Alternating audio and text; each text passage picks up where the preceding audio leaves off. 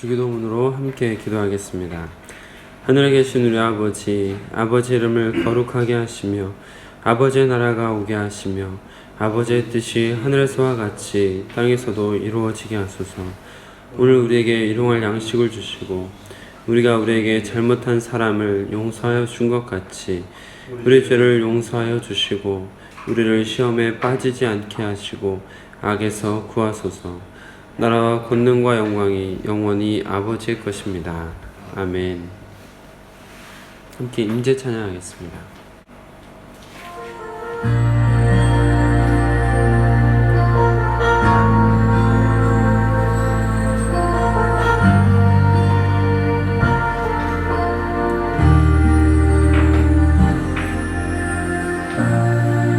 하늘의 문을 여소서 이곳을 주목하소서. 주를 향한 노래가 꺼지지 않으니 하늘을 열고 보소서. 이곳에 임재하소서. 주님을 기다립니다. 기도의 향기가 하늘에 닿으니 주여 임재하여 주소서. 이곳에 오셔서 이곳에 앉으소서. 이곳에서 드릴 예배를 받으소서.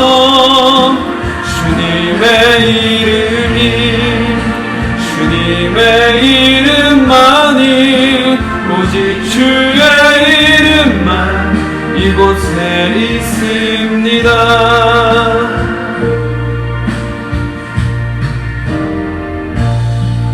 하늘의 문을 여소서.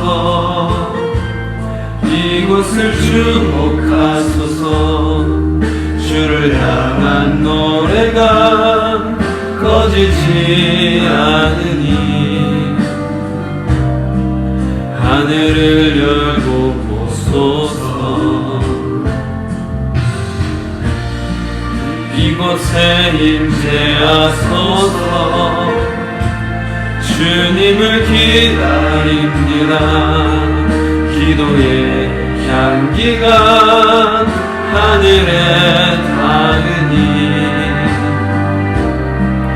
주여 임재하여 주소서. 이곳에 오셔서 이곳에 앉으소서. 이곳에서 드릴 예배를 받으소서. 주님의 이름만이 오직 주의 이름만 이곳에 있습니다. 이곳에 오셔서 이곳에 앉으소서. 이곳에서 드릴 예배를 받으소서. 주님의 이름만이 오직 주의 이름만 이곳에 있습니다.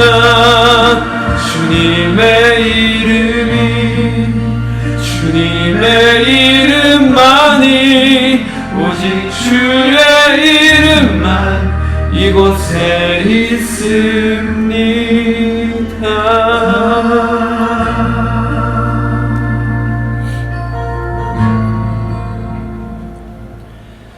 우리 소원교회가 만남 있는 예배에 간증 있는 성도가 되어서 하나님을 기쁘시게 하는 지상명령을 성취하는 제자 공동체가 될 수 있도록 기도해 주시길 부탁을 드리겠습니다. 오늘 수요예배가 있는 날입니다. 수요예배를 위해서 기도해 주셔서 은혜 가운데 온전한 예배를 드릴 수 있도록 기도해 주시길 부탁을 드리겠습니다. 새벽 찬송은 보통 2절을 부르고 간주가 있습니다. 찬송가 286장 같이 찬양하겠습니다.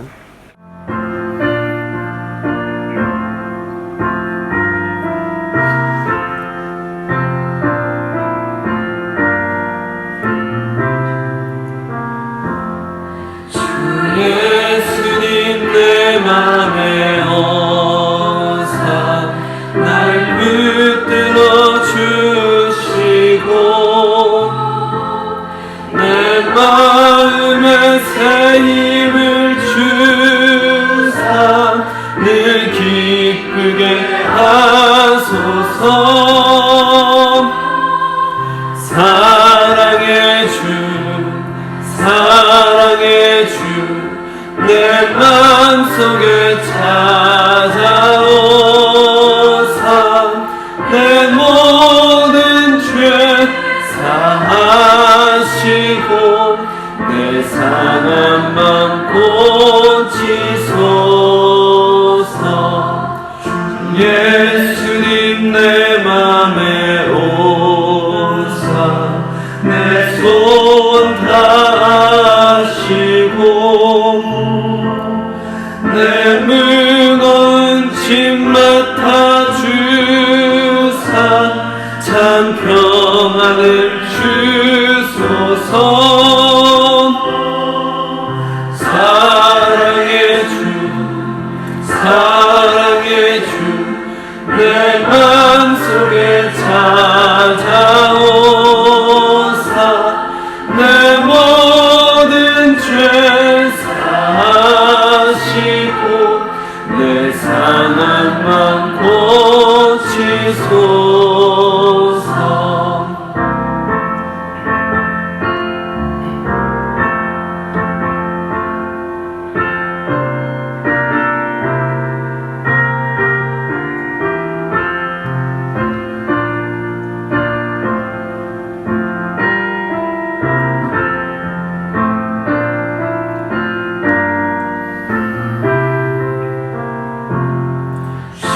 예수님 내 맘에 오사 날 정결케 하시고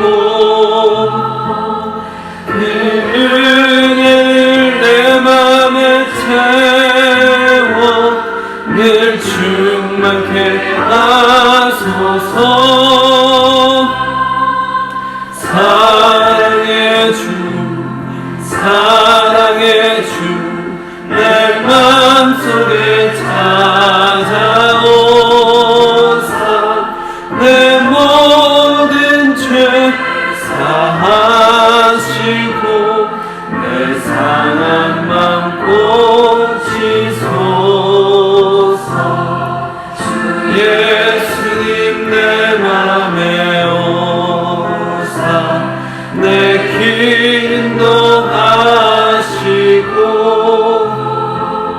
주 성령을 내 맘에 채워 늘 충만케 하소서. 사랑의 주 사랑의 주 내 맘속에 찾아오사 내 모든 죄 사하시고 내 상한 맘 고치소서.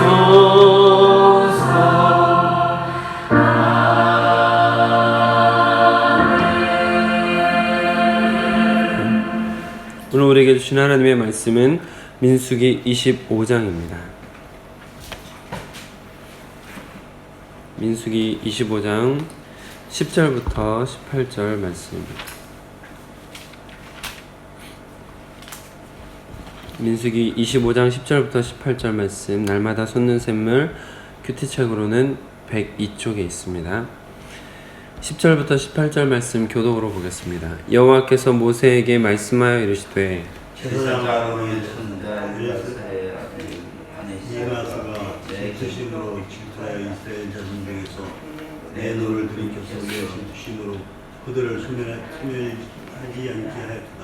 그러므로 말하라. 내가 그에게 내 평화의 언약을 주리니 그와 그의 후손에서 영원한 제사장 식분의 연약이라. 그가 그의 하나님을 위하여 질투하여 이스라엘 자손을 속죄하였습니다.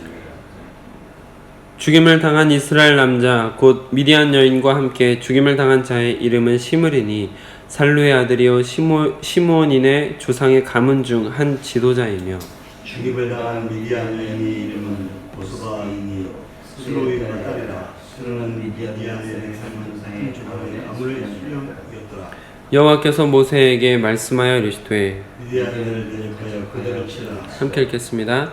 이는 그들이 속임수로 너희를 대적하되 보레일과 미디안 지휘관의 딸 곧 보레일로 연병이 일어난 날에 죽임을 당한 그들의 자매 고스비의 사건으로 너희를 유혹하였음이니라. 아멘. 주님 나라 이루소서.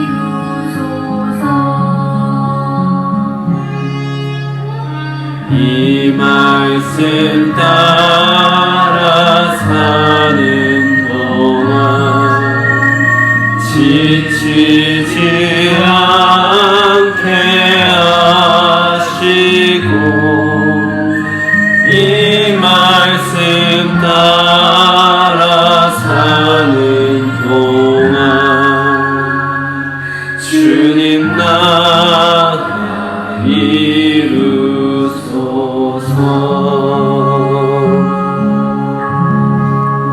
아버지 하나님, 오늘 이 새벽에도 우리를 깨워주시고 또 우리에게 생명을 주시어 주님의 전에 나와 주님 앞에 예배드릴 수 있도록 허락하심을 감사드립니다. 하루를 시작하며 주의 말씀으로 시작할 수 있게 하심을 감사드립니다. 오늘도 영으로 깨어있게 허락하여 주시고 성령으로 주의 말씀을 볼 수 있도록 허락하여 주시어서 하나님의 길을 발견하고 그 길을 걸어갈 수 있는 우리가 될 수 있도록 허락하여 주시옵소서. 우리 주 예수 그리스도의 이름으로 기도드립니다. 아멘. 오늘은 주어진 본문 말씀을 중심으로 하나님과 같이 분개하라, 하나님과 같이 분개하라 라는 제목으로 여러분들과 받은 은혜를 나누도록 하겠습니다. 어제 말씀을 같이 나누었던 것을 잠시 돌아보면 발람술사의 꼼수로 이스라엘이 우상숭배에 빠지고 이방 여인과 행음하는 범죄를 저질렀습니다. 이에 대해서 하나님께서 단호하게 대처하라 라고 하셨고, 특별히 아론의 손자인 비느하스가 매우 단호하게 행음하는 자들을 처단한 일이 어제 있었습니다. 그리고 그 일로 인해서 전염병이 멈추었고, 그렇게 전염병이 멈추었음에도 불구하고 죽은 사람이 24,000명이나 되었었다라는 것이죠. 오늘 본문은 그 일의 연장선입니다. 단호하게 행했던 비느하스에게 하나님께서 평화의 언약을 주셨고, 또 그와 그의 후손에게 영원한 제사장 직분의 언약을 주셨다라는 것이죠. 그리고 하나님께서 이스라엘 향해서 하신 또 하나의 명령은 이 사건의 원흉이 된 미디안 사람들을 진멸하라 라는 명령입니다. 오늘 말씀의 제목을 하나님과 같이 분개하라 라고 했는데, 이것은 비느하스가 단호하게 행동했던 것, 미디안 여인과 행음하러 막사에 들어갔던 남자와 미디안 여인을 창으로 찔러 죽인 것, 이것은 하나님의 마음과 같은 마음이었고, 특별히 그 마음을 오늘 11절에서는 질투심이라고 표현을 하고 있습니다. 11절 말씀을 한번 같이 읽어보시겠습니다. 시작. 제사장 아론의 손자 엘르아살의 아들 비느하스가 내 질투심으로 이스라엘 자손 중에서 내 눈을 돌이켜 내 질투심으로 그들을 소멸하지 않게 하였다. 하나님께서 우상 숭배를 매우 싫어하시고, 또 우상 숭배를 하나님께서 간음이라고 표현하기도 하지 않으십니까? 하나님께서는 하나님을 향한 사랑을 다른 우상에게 쏟는 것을 허락하지 않으십니다. 하나님께서는 이스라엘 백성들의 진짜 사랑을 원하시는 것이죠. 이것을 인간적으로 표현하자면 질투하시는 하나님이라고 표현할 수 있습니다. 물론 이 질투라는 표현이 연인이나 혹은 경쟁자에게서 느끼는 인간적인 감정의 질투와는 본질적으로 다른 것이지만, 우리 인간이 이해할 수 있도록 하나님을 인격화하여 표현한 것이다 라고 보시면 되겠습니다. 그러나 이 질투라는 표현이 다소 인간의 부정적인 마음 상태를 떠오르게 하는 것 같아서 인간의 좀 유약한 마음 상태를 나타내는 것처럼 느껴지는 말투가 질투이기 때문에, 그래서 분개라는 표현으로 바꾸었는데, 이 분개라는 표현으로 바꾸게 된 것은 현대인의 성경으로 번역된 말씀 때문입니다. 11절 말씀을 현대인의 성경으로 읽어드리겠습니다. 나는 비느하스가 행한 일로 이스라엘 백성에게서 분노를 거두었다. 그가 내 명예를 위해 나처럼 분개하였으므로 내가 분노로 그들을 전멸시키려던 뜻을 돌이켰다. 하나님께서 이스라엘의 행악을 보시면서 분개하셨다라는 것이고, 비느하스가 하나님과 같은 마음으로 분개했고 단호하게 악을 끊어내었다라는 것이죠. 하나님의 마음이 그 비느하스의 행동으로 인하여서 시원함 혹은 후련함을 느끼셨고, 그로 인하여 하나님의 분노가 가라앉았다.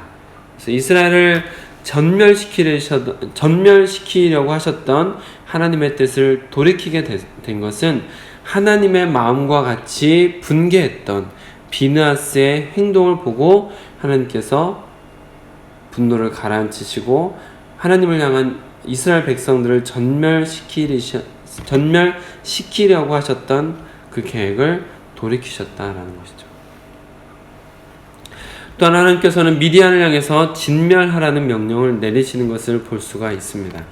이유는 그들이 바알신을 숭배하는 우상 숭배자들이라는 이유도 있고, 발락 왕이 이스라엘을 어떻게 대처해야 될지 고민할 때 미디안의 장로들을 초청해서 활로를 찾으려고 하지 않았습니까? 미디안 장로들을 통해서 발람이라는 이방인 술사가 이스라엘을 저주하기 위해서 발탁되었던 것을 기억하실 것입니다.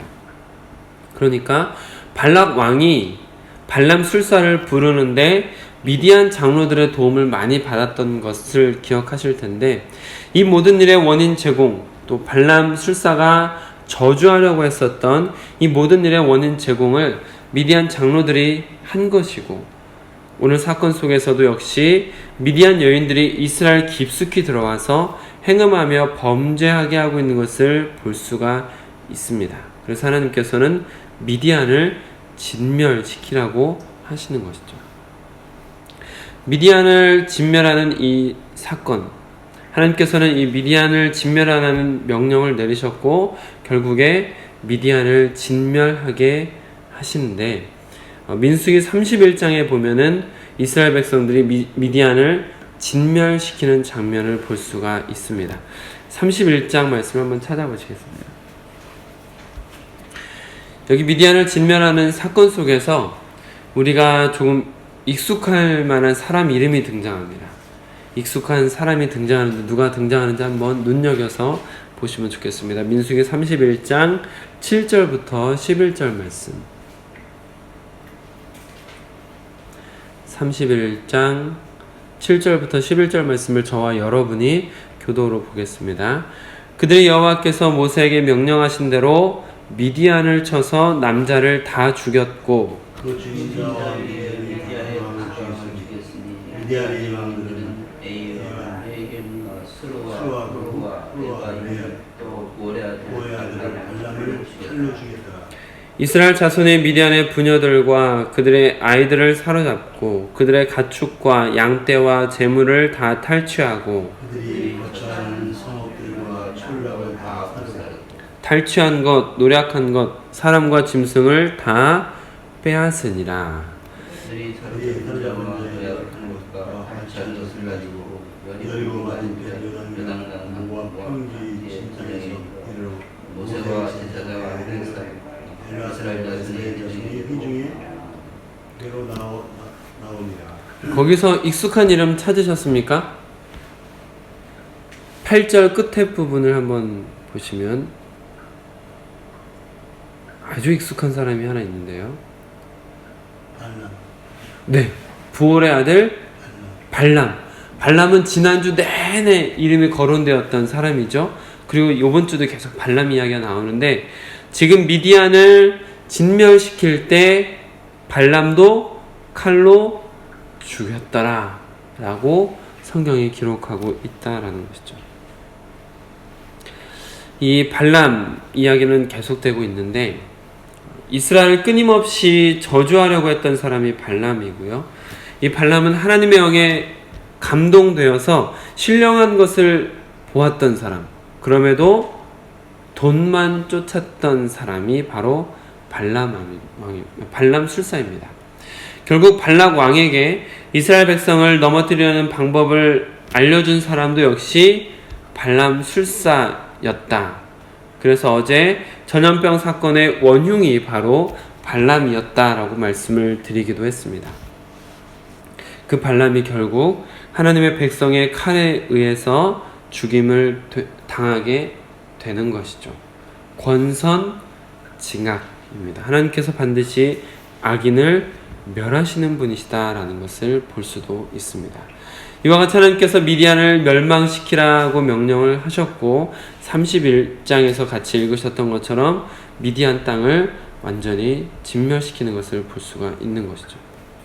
그러나 오늘 본문 속에서 하나님의 칭찬을 받으며 평화의 언약과 또 제사장 직분의 언약을 받게 되는 비느하스라는 사람은 우리가 더욱더 눈여겨볼 필요가 있고, 특별히 지금까지 계속해서 나누었던 발람 술사와 매우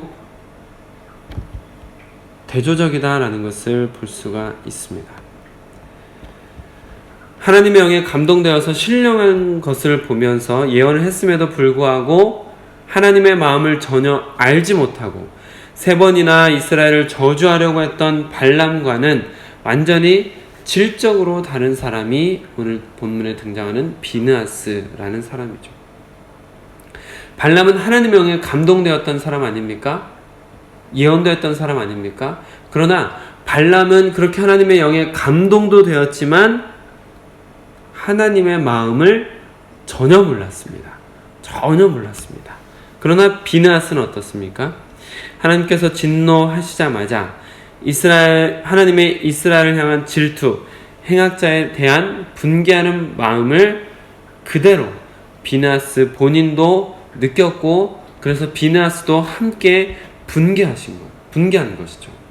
그래서 하나님과 이심전심, 하나님의 마음을 그대로 느끼고 하나님처럼 분개하고 하나님처럼 질투했던 사람이 비느하스였다라는 것입니다. 여러분, 잠언 말씀 하나만 더 찾아보실까요? 잠언 25장 13절 말씀입니다.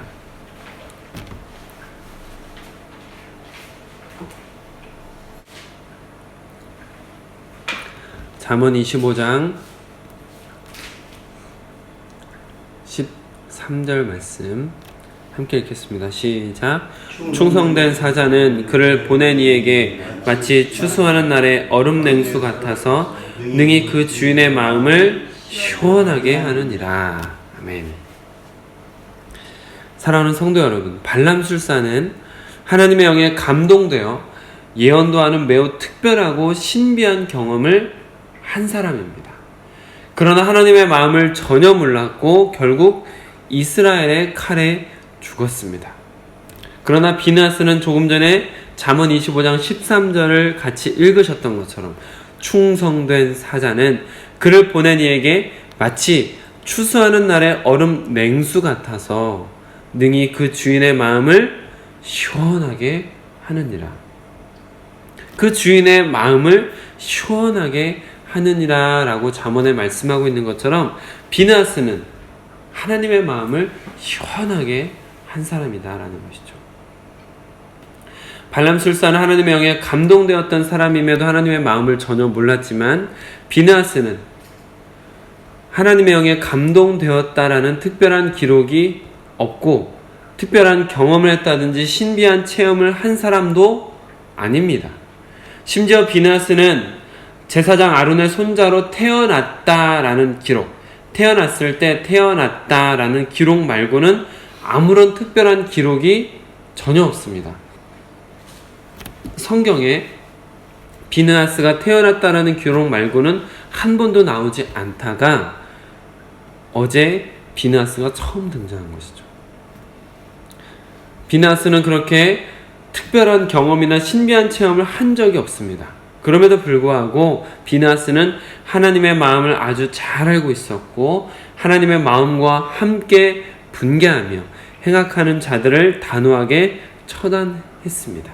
하나님의 마음을 시원하게 한 자가 되었죠. 그리고 그는 평화의 언약을 하나님과 맺게 되었고 그리고 영원한 제사장 직분의 언약을 받게 된 것입니다. 그러면 우리는 어떤 사람이 되어야 할까요? 예언 같은 특별한 경험을 하고 신비한 체험을 하고도 하나님의 마음을 몰라서 진멸당하는 사람이 되어야 되겠습니까? 아니면 특별하고 신비한 체험은 없더라도 하나님의 마음을 잘 알고 하나님의 마음과 같은 마음으로 행하며 하나님의 마음을 시원하게 해드리는 사람이 되어야 할까요? 어떤 사람이 되어야 되겠습니까?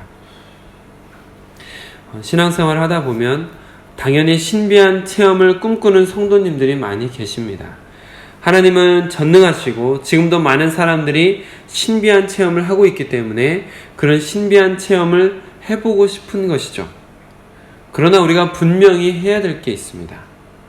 분명히 해야 될 것은 무엇이냐 하면 신비한 체험보다는 성경을 아는 것이 우선이다라는 것이죠. 특별한 경험보다는 하나님의 마음을 먼저 아는 것이 우선이다라는 것입니다. 하나님의 마음이 고스란히 담겨있는 성경을 모른 채 신비한 것을 쫓는 것은 자칫 반란과 같은 처지에 이를 수 있다는 것을 경계로 삼을 필요가 있습니다. 부디 우리 소원가족 여러분께서는 주님께서 주신 성경 말씀을 분명히 깨달아 알고 하나님과 이심전심, 하나님과 한 마음이 되어서 추수하는 날에 얼음냉수같이 하나님의 마음을 시원하게 해드리는 비느하스와 같은 인생이 되실 수 있기를 주님의 이름으로 축복합니다. 아멘. 기도하겠습니다. 충성된 사자는 그를 보낸 이에게 마치 추수하는 날의 얼음냉수 같아서 능히 그 주인의 마음을 시원하게 하느니라. 하나님, 오늘 우리가 비느하스처럼 하나님과 함께 질투하고 하나님과 함께 분개하고 하나님의 마음을 닮아서 하나님처럼 사랑할 수 있는 우리가 될 수 있도록 허락하여 주시옵소서. 이 세상을 바라보면서 하나님의 마음이 답답하고 괴로워하실 수 있을 것도 같지만 그러나 아버지 하나님, 우리 소원가족 모든 그리스도인들이 하나님의 마음을 분명히 알기 원합니다. 그리고 하나님의 마음과 같은 마음을 품길 원합니다. 그래서 하나님의 마음을 시원하게 할 수 있길 원합니다. 하나님, 이 세상의 모든 그리스도인들이 그리할 수 있도록 허락하여 주시고 특별히 우리 소원교회가 그런 마음을 가질 수 있도록 허락하여 주셔서 우리가 하는 모든 일들을 통하여서 하나님의 마음이 시원할 수 있도록 허락하여 주시옵소서. 그것을 위해서 주의 말씀을 분명히 깨달아 알 수 있도록 허락하여 주시고 하나님의 말씀을 알고 하나님의 마음을 닮는 우리가 될 수 있도록 기도하며 한 걸음 한 걸음 걸어갈 수 있도록 허락하여 주시옵소서. 오늘 하루도 하나님의 마음을 닮아서 누군가를 하나님의 마음으로 사랑하고 하나님의 마음으로 돕고 하나님의 마음으로 찾아가는 우리가 될 수 있도록 허락하여 주시옵소서. 우리 주 예수 그리스도의 이름으로 기도드립니다. 아멘. 아멘. 개인 기도 시간 갖도록 하겠습니다.